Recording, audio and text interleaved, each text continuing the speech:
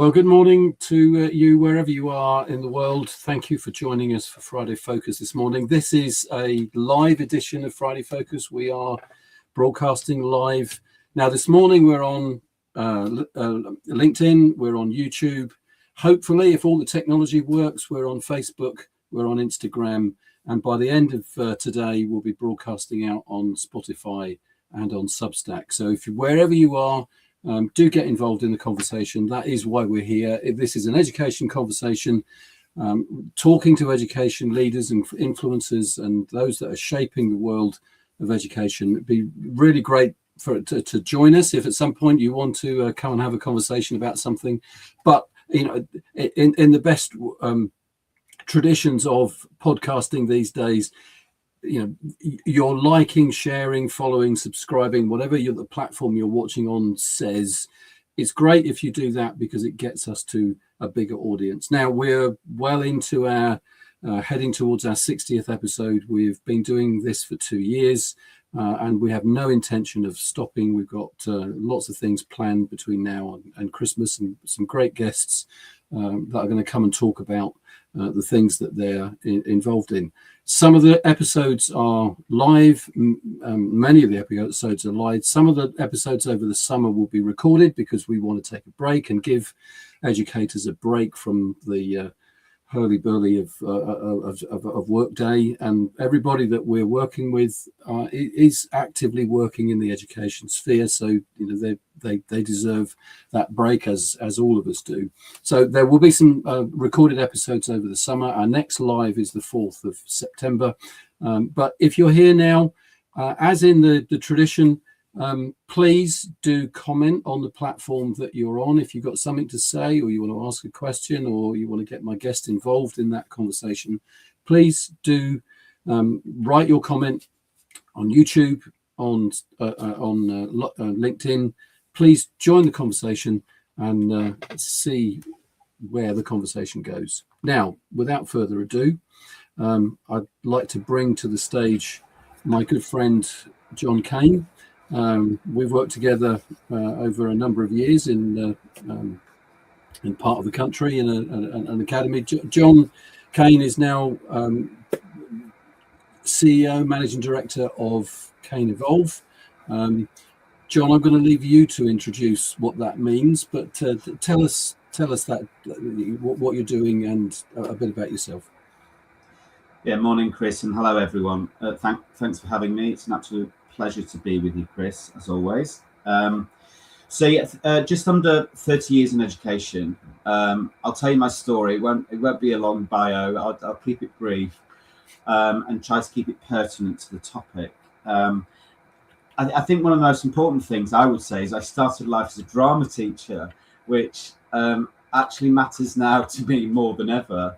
Not in this particular 1 hour episode, but although it helps.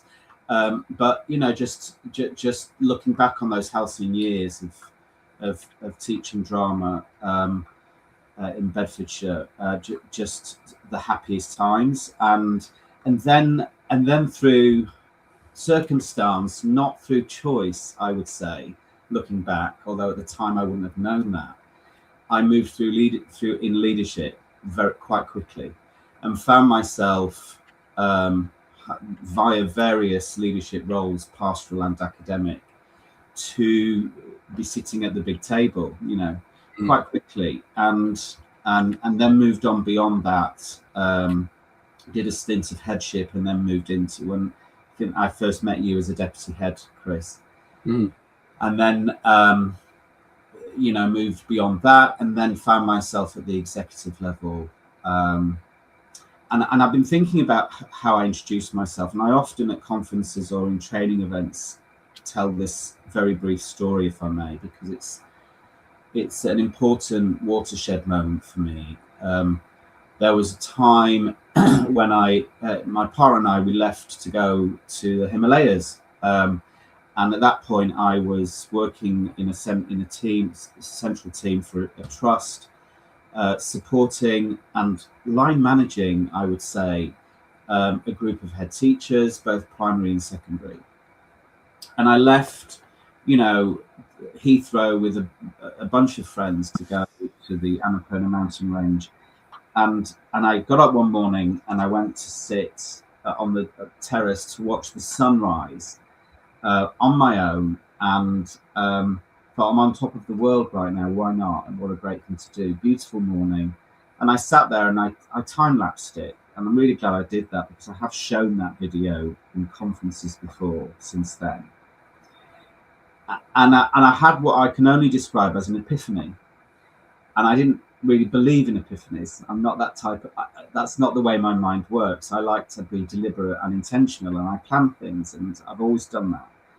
But something happened and it changed the rest of my life. And what happened was, metaphorically, I held up a mirror to myself and I didn't recognize the person looking back. And it left me overwhelmed and shocked and actually very sad. And since then, my partner was brilliant. I made a decision then that I was going to step off the train at the age of 50, and maybe there's something in that, being 50 at the time. But I realized I was deeply unhappy, that I didn't know who I was as a leader, that I don't think anyone had ever asked me that question. No one had ever said to me in my whole career of nearly 30 years of leadership. The question was, what do you want to do? No one said to me, who do you want to be? Mm-hmm. And so I was obsessed with tasks. I was obsessed with measuring.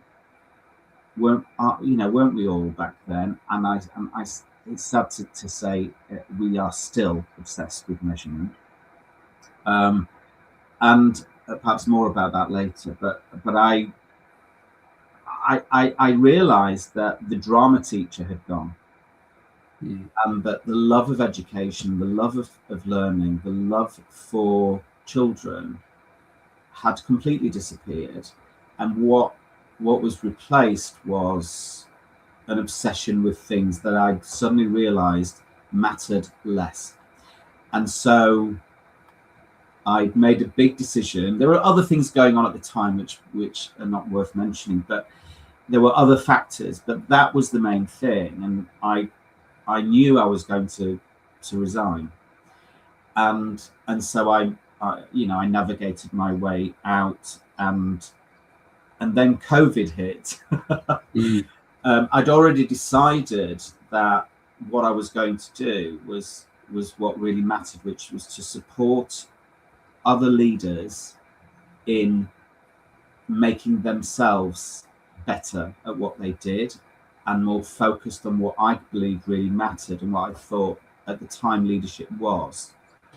And that meant returning to a natural, innate behavior that I always had as a drama teacher, which was to coach. So that's what I did. So we flew back home, and I put that into place, and that was 8 years ago. Well, that was 8 years ago. And I launched my company, and then COVID hit, which was, they were crazy times, weren't they, for schools? And that actually gave me some time at home to build and to design and to think things through. So actually, although however horrendous it was, for all the reasons that we know, that actually was a blessing in disguise for me at the time, because I had that space and time to collect myself. And then that's what I've done for 8 years. My mission, our mission, because there's now 11 of us working together, is to build better leaders by embedding coaching behaviors. And I use those words deliberately, because it's not necessarily what I call the classic coaching, although it's that, if that's what a client wants, and we do a lot of that. But I'm more interested in embedding coaching cultures in schools, for the reasons we can get into. So that's my story. That's the journey. There's so much of that, John, that many of the conversations that we've had here on the podcast recently. You know, we talked to Shaheen Myers around working with, you know, providing supervision for leaders. There's so much that is about the humanity of the job, and I think, you know, you said it yourself, and I know we've talked about this obsession with measuring everything, but I think the key to what you've just said is, you know, what you wanted to be, not what you wanted to do. You know, who am I as a person? But isn't that reflected in you know, our ambitions for young people, our ambitions for the children? What they are to be is more important than what they can do. It's really you know, that's the stuff that affects society. That's the stuff that affects our communities. So you've turned a teaching career, and you know, when I got involved with you, it was that sort of, you were deputy head sitting around the table, and then headship for a little while. You know, that's not an unfamiliar journey. Certainly for me, over the last 16 years, worked with lots of people like you know, that've been through that journey. So, John, let's get into the. I want to come back to some of those things, and I'm sure that will be reflected in the conversation that we have. So, you know, this thing, you know, if you go and do an NPQL these days, or you know, whatever the kind of acronym that's so the middle leader training, you know, there's always that coaching unit now. There's that seems to be the fad, but I know from you that it isn't a fad-based thing. It's a genuine value-based, as you said. It's the cultures and behaviours that you're looking at. So this, please, if you're listening to this, and please do get involved in the conversation if you're here. Please do, you know, leave us a note. But just, John, firstly, what's the real difference between these three things? So we've got coaching, we've got mentoring, and we've got training of leaders. Talk us through what is the real characteristic difference of those things? Well, they all overlap. That's the first thing, and I think I've always resisted the temptation to box things. So they all do very similar things, but with subtle differences. Some things not so subtle, but essentially, mentoring is telling, I would say, showing, demonstrating. When we mentor, I think we're talking about measurement. We have to get to point X by this time, and we will know we are there because you will be able to demonstrate a competency. And as the expert mentor, I will guide you, help you, instruct you to get there. Coaching is not that, of course, and I think most people would understand that coaching is asking, not telling, and that's the simplest way I can put it. I'll come back. Obviously, we'll talk more about what coaching is as the conversation develops. Training, well, that's a really good question. Training is so many things, I think, but leadership training is not something I really was moved by as a leader. It was always about, do you know stuff? Do you know how to do this? And let's talk about that. Let's demonstrate it. Now go and do it in your school. And we've all been to conferences. We've all been to those training events. We've all done the NPQs. Some of us, like me, have done all of them. And they were useful in a sense, but I kind of left myself at the door, right? I went into training events as a participant and received lots of knowledge, and we've all been on that train journey back to our schools, full of ideas, full of, you know, being inspired, and then we get back into school and it's gone. You know, we one of the trends I'm noticing as a coach of school leaders is we are spending most, if not all of our time in many cases, in the urgent space. And we're not in the important spaces. We're obsessed with urgency. And of course, that's the climate that creates that. training has to do more than just provide people with courses and conferences and opportunities to sit and hear messages.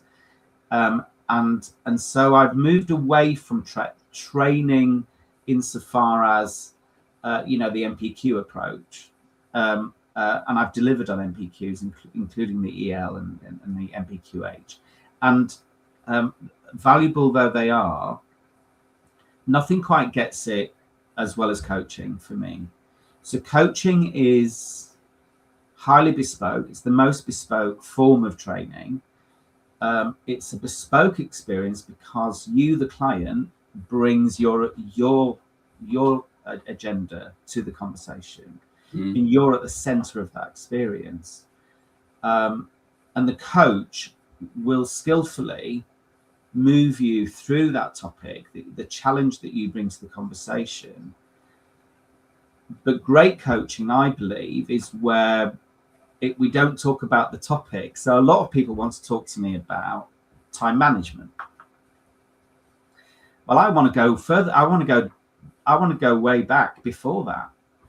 What is it about time management that becomes a struggle for you? I want to talk about you. I want to talk about your motivations. We want to get in, don't we, in a conversation to the insights that you have about yourself, not about the thing you need to do. But that's the difference, isn't it? It's rather than me being the expert and I'm going to give you my expertise, and you might replicate that, or you take it in your own direction. Kind of, to me, it's the value difference. Actually, this stuff is in you. We've just got to find it. We've got to find all of those barriers and self-beliefs that are stopping those coming out, and so you're really questioning and drawing and pulling from them their strengths and talents and so on. Yeah, absolutely. I mean, there are many definitions of coaching out there, and we at Can Evolve go with the John Whitmore one, which is probably one of the most famous ones. And the thing we like about that is this idea of recognizing, of accepting, unquestionably, everyone has the potential to succeed. And that word potential is an important part of that definition. We assume as coaches that the answer lies within you. And what we love about that is this, isn't that hopeful? Isn't that coming from a position of hope and positivity? As a mentor, and let me be clear about this, there's an absolute place for mentoring. It has to be, right? So, but as a mentor, we're pushing things into you. We're giving you answers, and there's a real time for that in all of our careers, not just as early career teachers or trainee teachers, but people who are in their first position of leadership, people who take on a headship for the first time. Whenever there's a time in all of our careers at various points when just tell me what to do, show me, let me role model it for me. Let's talk about this so that I can understand it. I need to know what you're looking for. There's an absolute time and place for that. But if we trust people enough to say, I believe in you, something else that no one ever said to me. And I don't think it's because they didn't, but they never said it. But if you're a leader of people, when was the last time you said to someone, I believe in you? Yeah. I know you've got this, and I have your back. That was I never experienced that. And that doesn't mean that I worked for bad leaders. I worked in a system where that kind of value-led conversation didn't feature. That wasn't a characteristic of the culture in which I worked. So getting back to coaching, that it is, I think it's really hopeful to assume that you've got the answer, and to give you the space and the time in that safe space that coaching conversation should create, to explore that, to let that percolate to the surface, so that you can then take ownership of your solution. And I think ownership is a big difference. Who owns the solution? And I think as coaches, what we try to do in schools is to spread ownership and agency across a school at all levels. Because senior leaders cannot do all of the heavy lifting, which is what I see when I start with a school, and 2 to 5 years later, depending on where the starting point was, we start to see real leadership happening at all levels. But what changed was the conversation.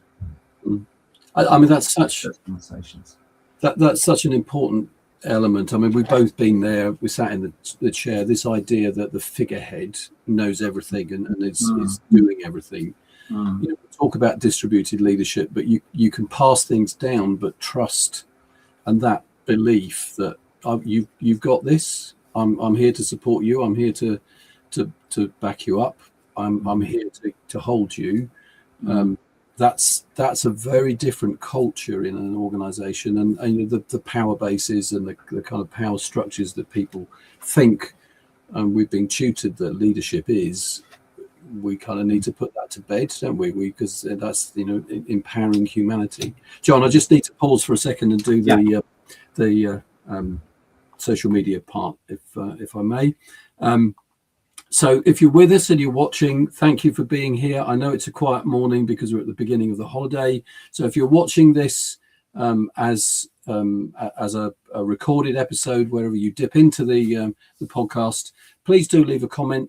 But it really does help us if you do the like, share, subscribe, follow us, whatever the platform says. The language is different on each platform. Please do press that button. Please do share, get other people involved in the conversation. We are seeing around 2,500 people every episode around the world. We know that the show is watched in the APAC region, so Japan, Hong Kong, Australia, down into Oceania. We know in the Middle East, we know in Americas, there are people there. So say hi, please do give us a wave and say that you're here. We really appreciate your support and engagement. So please do get involved in the conversation, but do the like, follow, subscribe, share. It really helps us grow this this podcast. Thank you very much for being here, John. So look, we've done the kind of this is what coaching is, and so tell us a little bit more about why values are so important. I mean, that's both of us have kind of worked in that realm of purpose and values, but tell us how that's and perhaps give us an idea of the scope. I mean, you said so you left yourself, you've now got 11 coaches with you. Tell us a bit more about Canevolve. In the sense of your influence and the people that are working with you. I mean, I started with an idea, and that was very values led. That I wanted to move away from I wanted to stop weighing the pig, and I wanted to feed the pig. Right. So, so one of the things that I want to instill in schools is the art of conversation. I'm a huge fan of Susan Scott's work, Fierce Leadership, the Fierce Leadership stuff, and she's quite right when she says that every problem, every challenge, if you think you've solved it but you haven't had a conversation, you probably haven't solved it. And looking back on my career, when did we have conversation, meaningful conversation? And when did we take time to care about each other? No, we cared about the children. And that's interesting. And we should care about the children, of course. They're our first priority, except perhaps contentiously, I'm going to suggest they're not. Our first priority is each other. My first priority is to myself. As a member of a workforce, as a leader, as a teacher, my first priority is to myself. My second priority is to the workforce, the people around me, my team. And then we can start thinking about, well, are our children happy? But what I find when I ask people questions, I'll start with a client. Let's just say it's a classic coaching situation. I'm coaching you for 1 hour. It's a small part of what we do, but it's an important part. I ask them what they want to talk about, and they start talking about children. And this is inbred in all of us as teachers. You know, we get out of bed to serve pupils, students, and then I stop him and I say, sorry, no, I asked about you. I asked you to tell me about you. And that often throws people, because, and you can see they're thinking, or some of them will say to me, no one's ever asked me that before. So one of the things we do is we move away from the classroom. And I suppose we're one of the few companies in the world where we say, look, you know, we're not interested in the children. We're interested in the workforce. We're interested in the adults in the school, because we know if they get out of bed in the morning happy, inspired, then that will filter through into the classroom and translate into the desired outcomes for children. So I'm not sure I'm answering your question, Chris, but in terms of the values-led stuff, it's all centered around creating a happy workforce, but it's centered around the individual adults, a leader.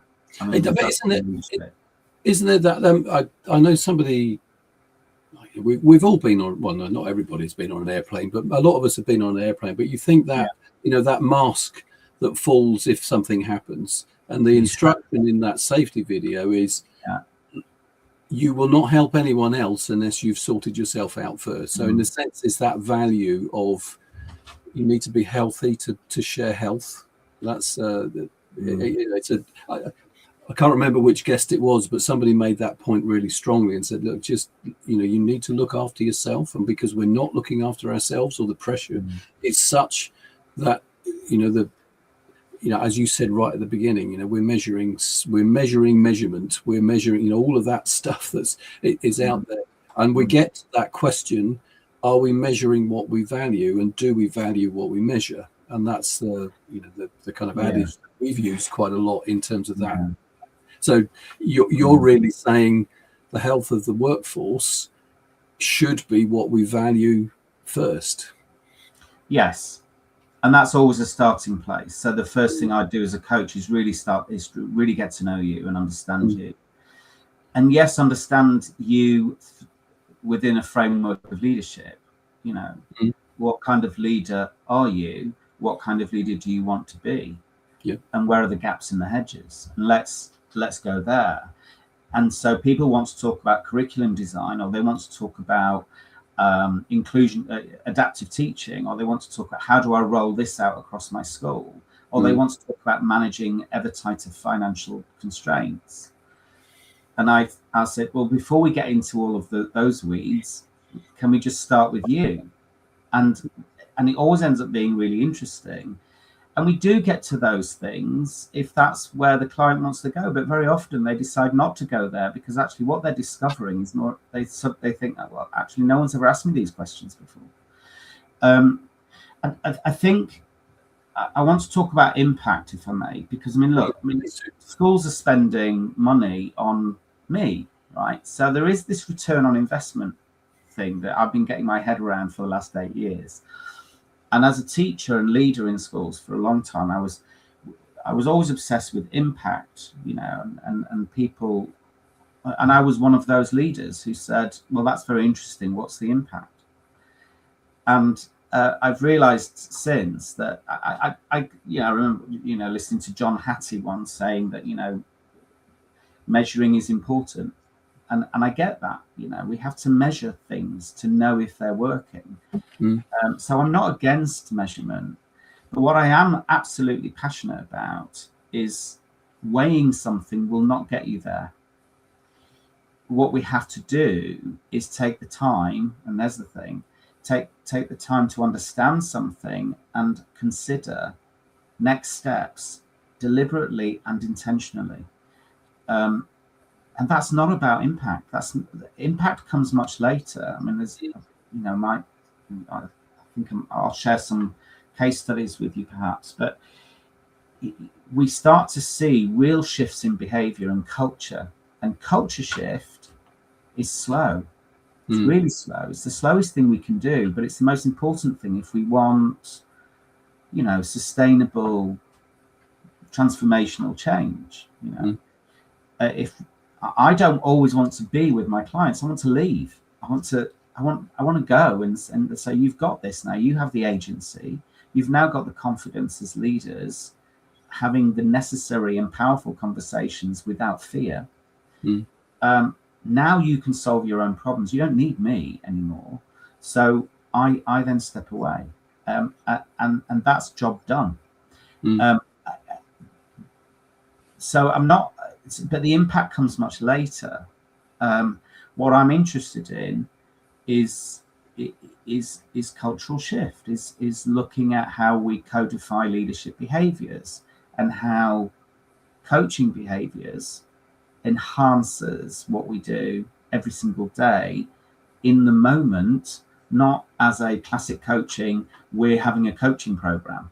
Coaching programs are great, and they can have a place in schools, and if they do, I champion that. So let's make sure that if you're a leader in a school, you have a coach, but it takes quite a while to get to that place of courage and of deciding what to abandon because we focus on this because it matters more. It takes a long time to get there, but there's nothing to stop you coaching in the moment tomorrow. It can take 5-10 minutes. What we do is we focus on asking and listening rather than telling and directing.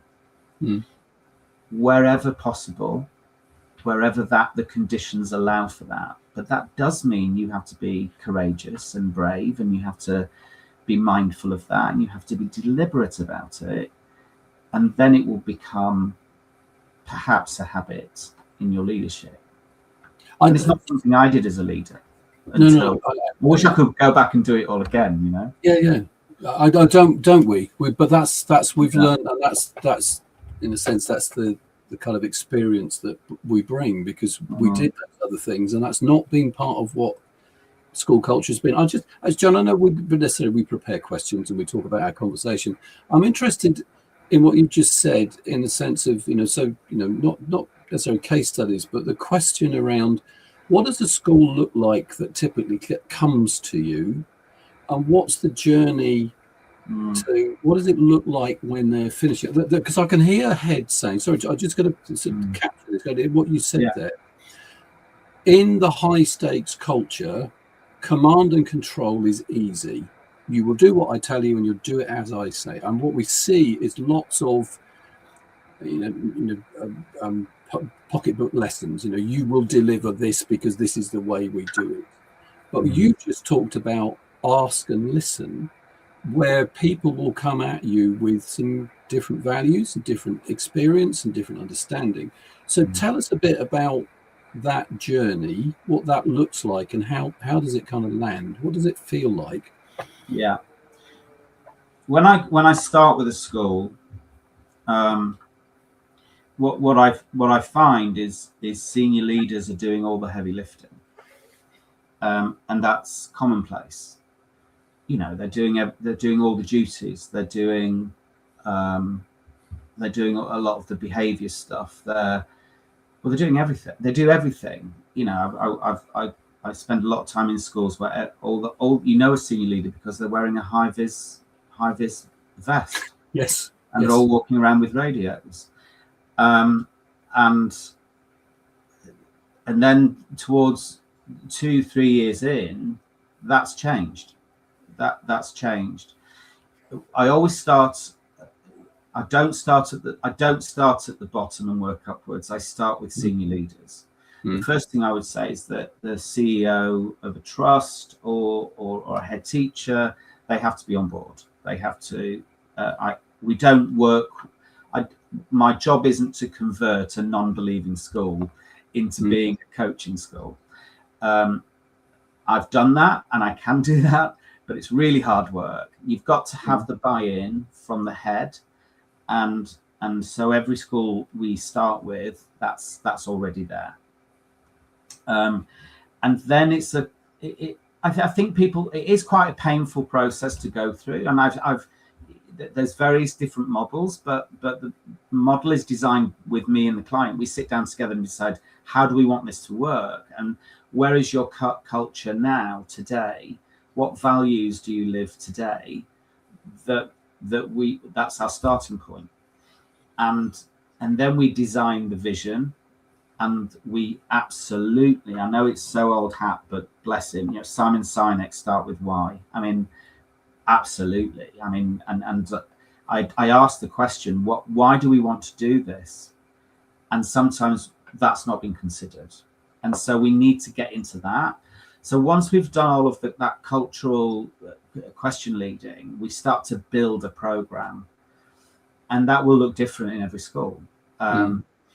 Essentially, what we're trying to do is upskill leaders, whether it's people with teaching and learning responsibilities, middle leaders upwards. But if you are a leader in that school, then you need to know what coaching is and how to coach. Yeah. And you need to have considered where coaching might land in your everyday work. And by the end of that process, and it can be 2 to 5 years, I've got some clients, I'm in my 7th year with them. So I haven't stepped away, but they won't let me. So that's a different thing. It's what's really wonderful for us is when I can mention them because I've checked with the head, but Walthamstow School for Girls, I just did their most recent middle leadership summer conference. And if I compare those middle leaders to 5 years earlier, it's a completely different animal. I mean, you walk into a room and the vibrancy is palpable. Whereas 5 years earlier, I stood in the school hall and tried to outline where Helen the head, wonderful head teacher at the school, wanted to go, and was faced with a wall of suspicion and cynicism. And what on earth is this guy talking about?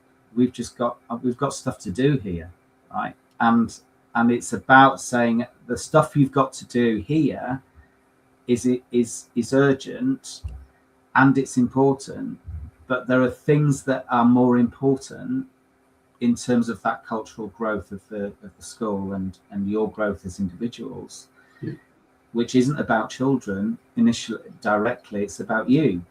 And then you get this kind of wave in lots of different schools I've worked with guilt. I'm sitting here talking about myself. I've got books to mark. I've got lessons to prepare. I've got 4 parents to call before I go home, And so one thing that I try to, I was asked a question at a conference recently, can you sum up what in a single phrase what you do?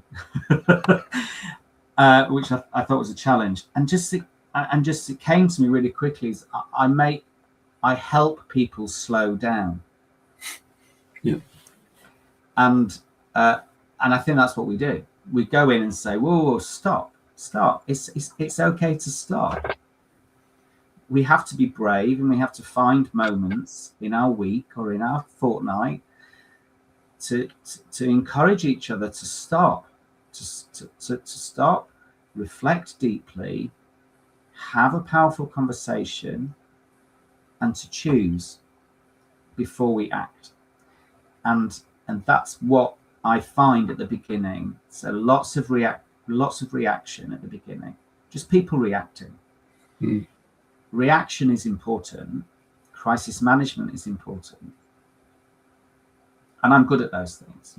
We can all be good at that, right? It's what we do every day. Stopping and considering so that we're deliberate and intentional and proactive, that's a skill. And that's what we do.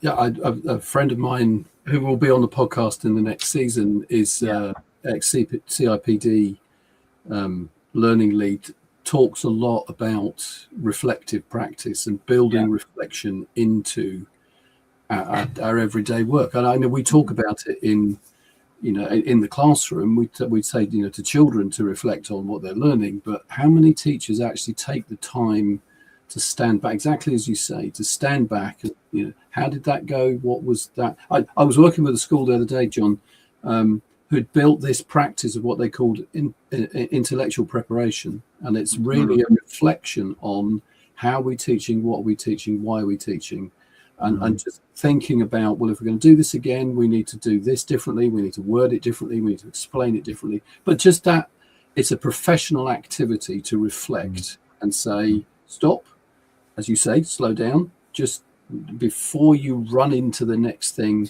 just take time to reflect on it, make notes, use all the good technology, talk to I sat with a deputy head who uses his AI as a kind of, got a great microphone in the middle of the table and just talks at it, and it just makes notes and draws data and stuff too. Really, those kind of things. But John, sorry, I'm no, not at all. No, it's the AI thing, because of course since I started 8 years ago, AI has exponentially grown, and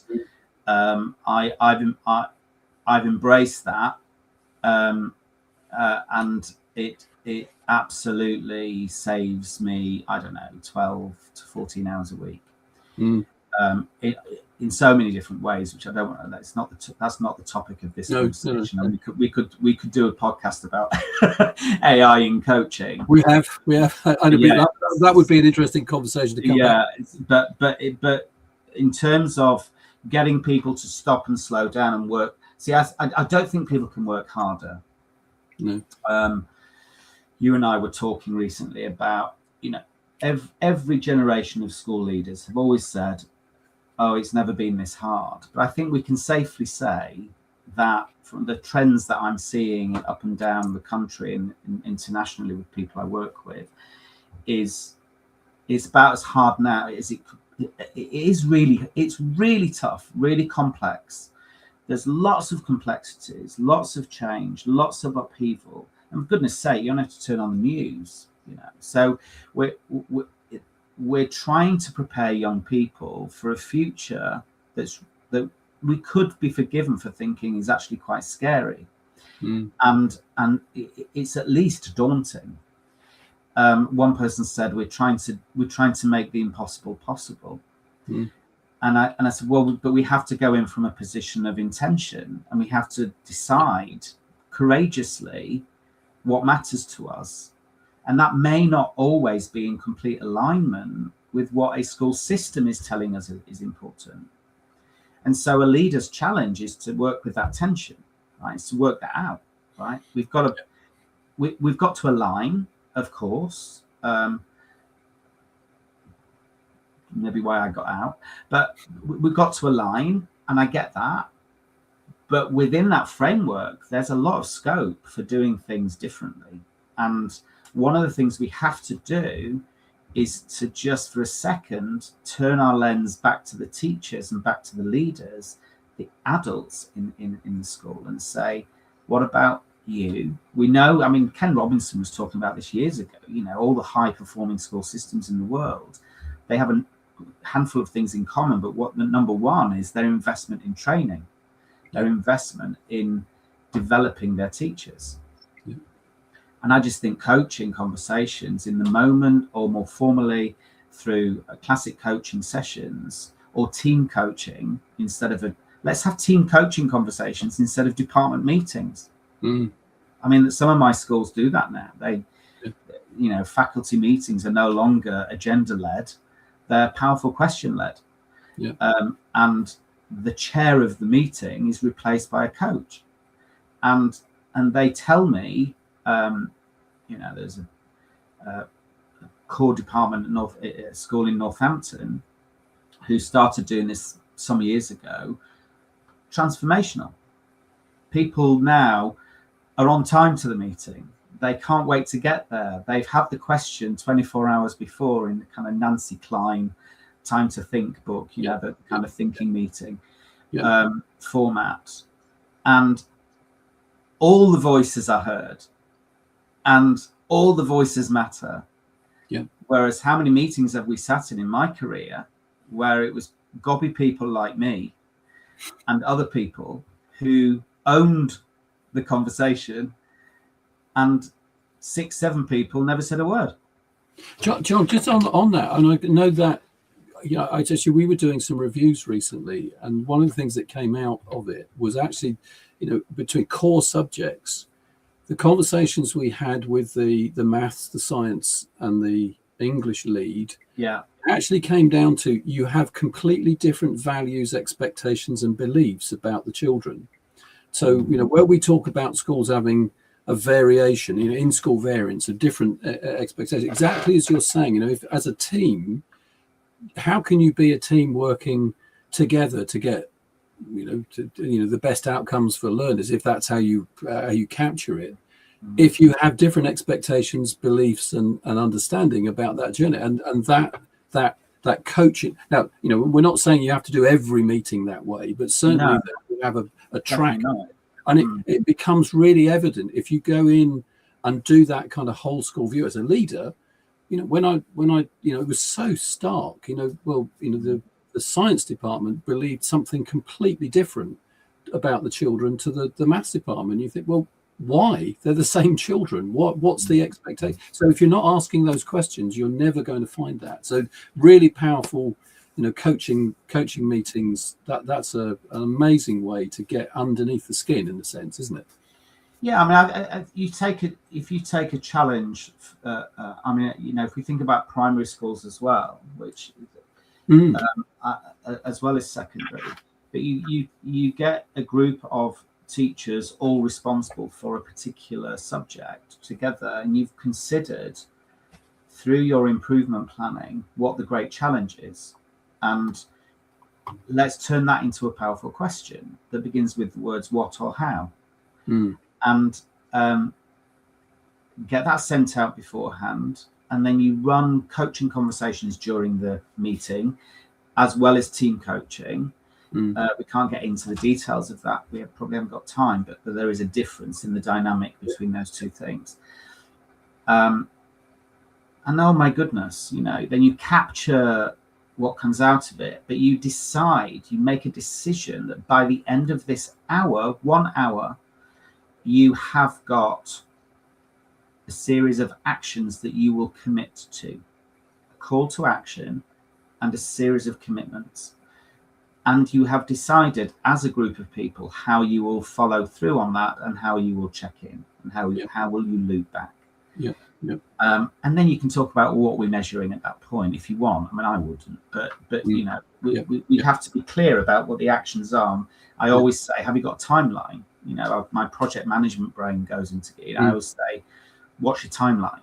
And people can go off with great actions, but there's but when do you want to achieve that by, and how will you know? So the other thing I would say I work with schools on is look, I'm a big believer in systems. That may surprise our listeners, but because I've been talking about the abstract, right? In order to bring the abstract ideas into the focus of action, we have to translate it through system thinking. So school leaders ask me all the time, how do you embed coaching? Where do you embed it? And I'll say, well, let's look at your systems that you already have. Let's not replace systems, or even worse, add systems to what we do.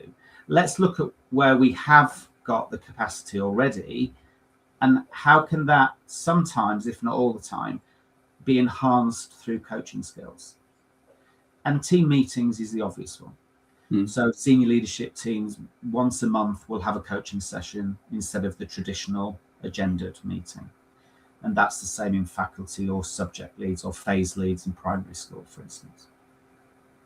Quality assurance, huge energy input for quality assurance in schools. Monitoring and evaluating. Are we doing what we said we'd do? And is it working?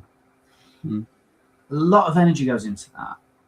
What if we put coaching in there instead of line management?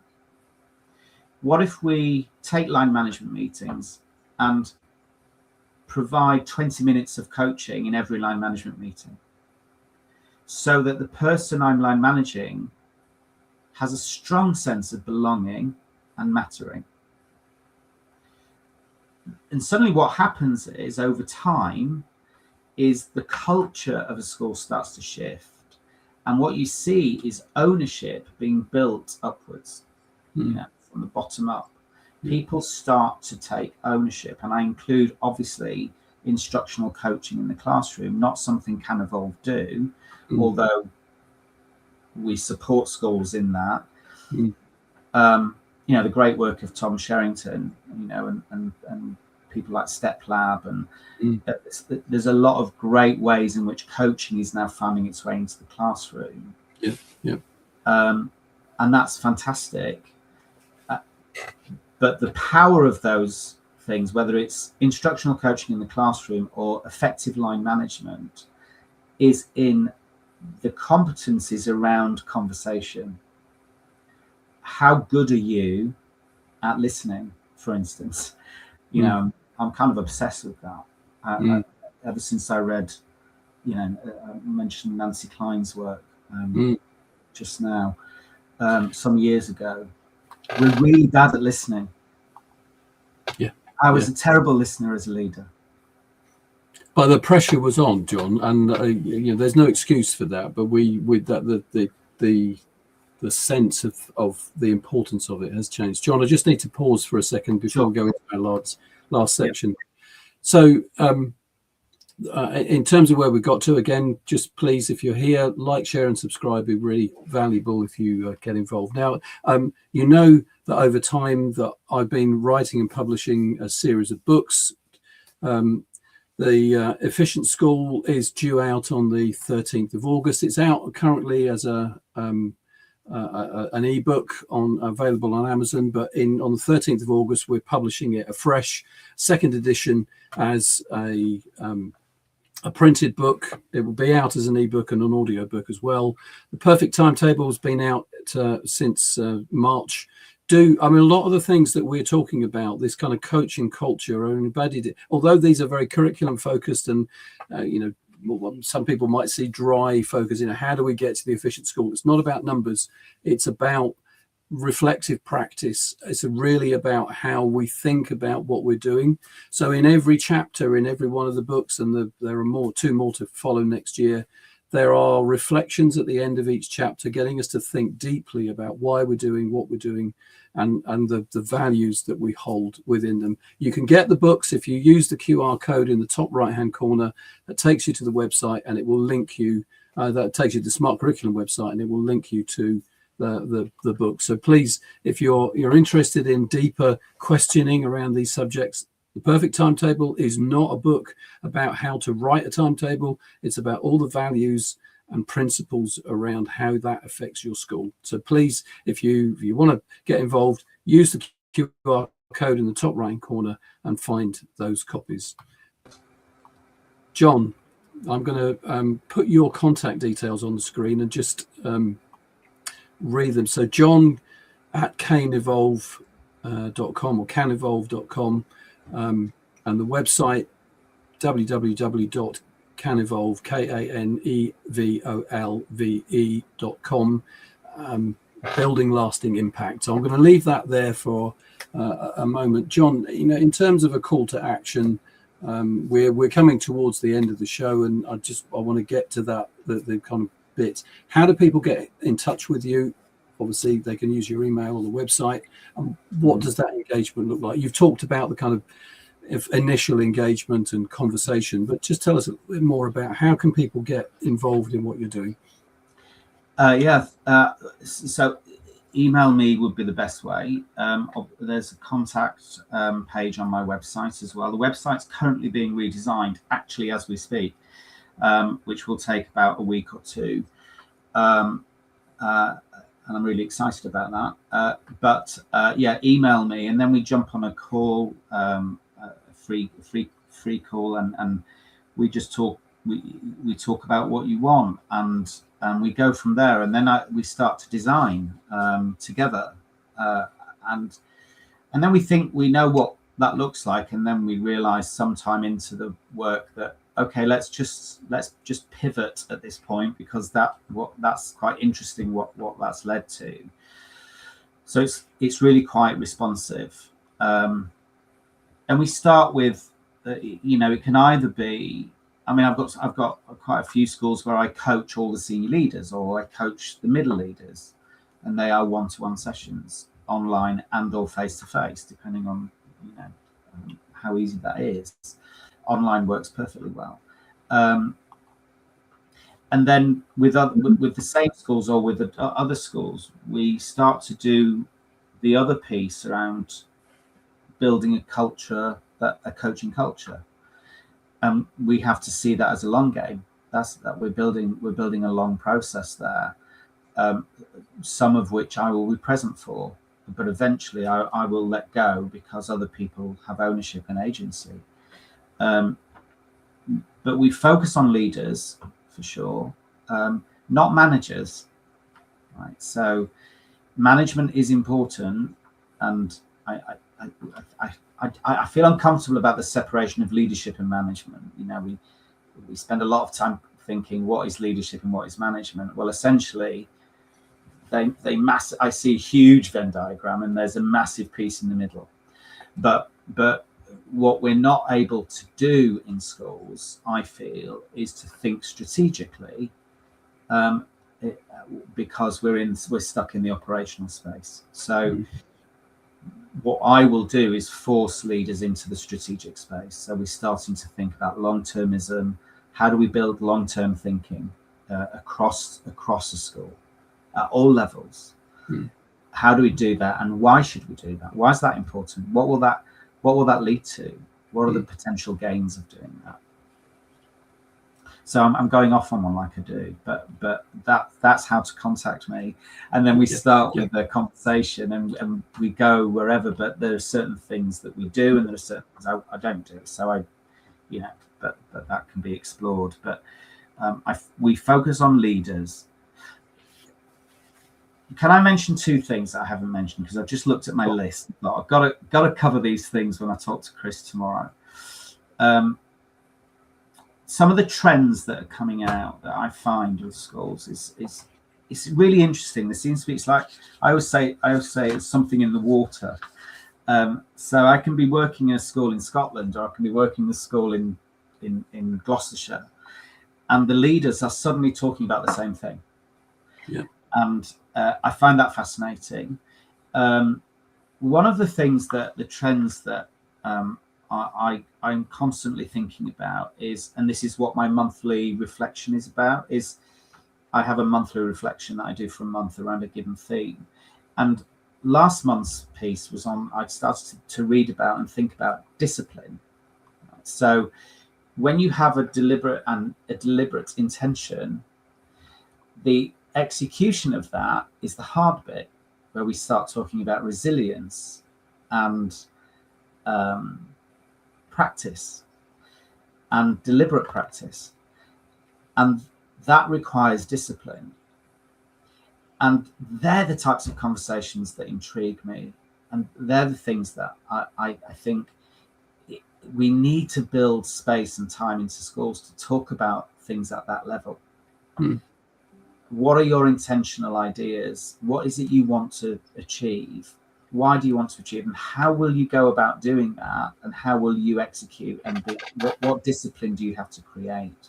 Yeah. The other things... I'm going to push you on the second one, because we're coming short of time. So is the idea of journaling. I'm a big fan of journaling. And if you're a leader of people and you're not journaling regularly, reflecting on what's happened, considering what your learning is, and then planning deliberately your proactive response. Yeah. Regularly, at least fortnightly, but I do mine weekly, as do a lot of my clients now. So I'm a big fan of that, and I think that's got to be a practice that we all get into as leaders. Yeah. Now, we are coming to the end of the show. We've got an hour allotted. John, as ever, it just shoots past when you're doing it. That time's gone really fast. It has, isn't it? But I ask every client, and every client, I'm getting into the language you're using, every guest, if there was one thing you could change about the system, what would it be? That's a big question. Oh, yeah. Tough question. Well, it's tough to be succinct. So I'll tell. Can I read out what I wrote down earlier? Yeah, cool. I'm going to read it out. I'd like school systems to be courageous and innovative in the shaping of the curriculum, so that we can prepare children for what they will actually need and what the world will need of them. Because currently, we're preparing them to deliver on things that are not needed. That's a powerful statement, John, and I think we know we both feel the same way about that, and that you just kind of lead it. The next book that I'm putting together is called The Impactful Curriculum, because I think that's the thing, exactly as you've just said. Are we preparing them for the world that they're going to go into, or are we preparing them for the world that we were in? And that's the difference. And I think that's where reflective practice is so key. That's why I write with reflections in the books, because I want people to stop and don't just listen to me, go and think about how this impacts you. John, I am sorry, we're going to have to draw this conversation to it. So there's a couple of themes that we might well come back to in terms of conversations. AI in coaching might be one of those. We've had quite a few guests come and talk about a variety of things, but I need to wind up this episode because we've gone over a little bit. But I hope this has been valuable, John. I'm really grateful for the conversation. Thank you. Stay with me. Pleasure. Thank you. So the details are on the screen. So John at canevolve.com, that you can obviously get in touch, or go to the website using the QR code, and you can contact people through smartcurriculum.net. Look, it's been great having you here this morning, and thank you for joining us. Our next guest during the summer, as I said earlier, that the episodes will be 2 recorded episodes during the summer period. We've got Sir Mark Grundy and Richard Dunn coming to talk about Sir Mark Grundy talking about relevance and the curriculum design within Shireland. We're going to talk to Richard Dunn about the Harmony Project and some of the work that he's been doing across the nations. And then we move into September, where we've got Amelie Abbas coming and talk about global citizenship and growing learners as global citizens. So that's the next 3 over the period, where we've got Al Kingsley. Hopefully Professor Tim Oates is coming to join us, and others. So if you haven't so far, go back and look at the range of really interesting conversations that we've had, and we'll get into this next academic year, 26-27, whenever that starts for you. Have a great summer. Get some time to stop, maybe even start your journaling, as John encouraged. Get into this next year thinking about coaching, thinking about values and culture, and thinking about the whole process that we're involved. We're not against measurement, but we do think about what does the value tell us about what we're measuring and why we're measuring it. Have a great summer. We'll speak to you soon. Take care. Join the conversation.